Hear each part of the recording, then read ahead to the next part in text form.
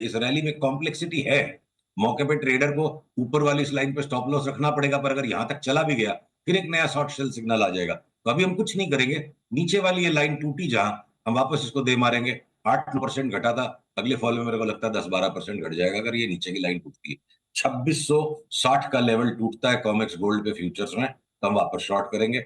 अगर कोई बीच में रैली आती है तो उसको हम छोड़ देंगे। और सेम चित्र सिल्वर पर भी है। एक दो दिन हम इंतजार करेंगे, जहां इसमें वापस कमजोरी शुरू होगी हम वापस शॉर्ट करेंगे। कमजोरी नहीं शुरू होती है और ये इठलाते रहते हैं तो इन्हें इग्नोर कर देंगे। ठीक बात है। तो ये आपके लिए राय सोने चांदी पर आती है। अब आइए अमेरिकी बाजारों पर एक व्यू लेना चाहता हूँ। एक तरफा तेजी है, जबरदस्त तेजी है। क्या और मजबूत होंगे या कहीं टॉप आउट होने के संकेत दे रहे हैं कि इन्हें भी बेचने का वक्त आ गया है? अनिल जी, आपने इतना बढ़िया और सामयिक प्रश्न पूछा है कि मैं 2-3 दिन से सोच रहा था कि निफ्टी में 500 700 800 पॉइंट के करेक्शन और बैंक निफ्टी में तगड़े करेक्शन को कहां से हम जस्टिफाई करेंगे। तो देखिए क्या है ना, ट्रेडिंग के अंदर तो समस्या ये है कि मच्छर ने काटना बंद कर दिया तो आपको आके कॉकरोच परेशान करेगा। दिन भर कुछ ना कुछ ग्लोबल मार्केट्स में, लोकल मार्केट्स में होता रहता है और ट्रेडिंग उस पर चलती है। तो S&P 500 में अब एक S&P 500 और नैस्डैक में लॉन्ग टर्म टॉप आउट का पैटर्न बन रहा है। पीवीसीआर कृपया मेरे से इरिटेट ना हो, आप वापस स्क्रीन को दिखाइए, बहुत जरूरी है ये चार्ट। ये देखिए, मेरे स्क्रीन पर आप इस चार्ट को देखिए। S&P 500 की टर्मिनल ट्रायंगल बन रहा है, अभी तक कंप्लीट नहीं हुआ है और ट्रायंगल बदल के कुछ और भी बन जाता है, पर जिस दिन भी ये लोअर लाइन को तोड़ देगा, ये 5,996 यानी 6,000 के नीचे जहां गया S&P 500, तो एक तरफा 1,000 पॉइंट का फॉल इसमें बन सकता है। नेस्डैक भी करीब करीब उसी तरह। मैं एक आपको और बहुत ज्यादा महत्वपूर्ण चार्ट दिखाना चाहता हूं, टेस्ला की। टेस्ला पर अनिल जी हमारी बात हुई थी साल के बीच में कि टेस्ला यहां से डबल हो जाएगा। जब इसका भाव था सिर्फ जब इसका भाव था सिर्फ $150। यहां पे अपनी बात हुई थी टेस्ला पे, यहां पे अपना बाइंग सिग्नल था 142 पे। हमने एक बार हिम्मत 280 300 की अभी 360 तक आ गया। अब टेस्ला की चार्ट कह रही है, इसको भी सिग्नल मत समझिएगा, जो लोगों को ट्रोलिंग करने की हैबिट है वो तो किसी भी रीजन से कर सकते हैं। अब हम तैयारी में है कि जब भी ये सेल सिग्नल दे दे, हो सकता है कुछ दिन छटपटा के दे, कि जब भी सेल सिग्नल दे, मेरे को लगता है अगले 6 महीने में टेस्ला $100 के नीचे चला जाएगा। तो अब एलॉन मस्क गवर्नमेंट में आ गए, एक कॉमन सेंस की बात हो गई, सारी दुनिया स्टॉक को खरीदेगी और जिसको बड़ी क्वांटिटी में माल बेचना हो बेचेगा। ये पूरा का पूरा टेस्ला का पैटर्न जो है सिर्फ एक रैली पैटर्न है। तो बहुत सीवियर करेक्शन यूएस मार्केट्स में बन सकते हैं।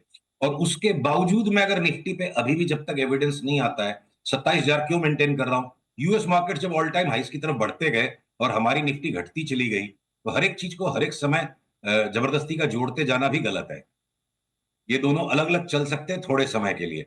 हो सकता है कि यूएस मार्केट्स में अब अगर कुछ समय में बड़ा करेक्शन बनने लग जाए और हमारी निफ्टी एक बार 23,200 23,700 के आसपास जहां पे भी जाके वापस तेजी पकड़ ले, तो दोनों मार्केट महीने 2 महीने के लिए बिल्कुल अलग अलग चल सकते हैं। और उसका सबूत ये पिछले 6 महीने में बार बार हुआ है।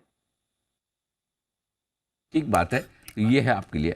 आ, आइए एक और चीज़ जो मैं आपसे जानना चाहता हूँ वो HDFC बैंक को लेकर है।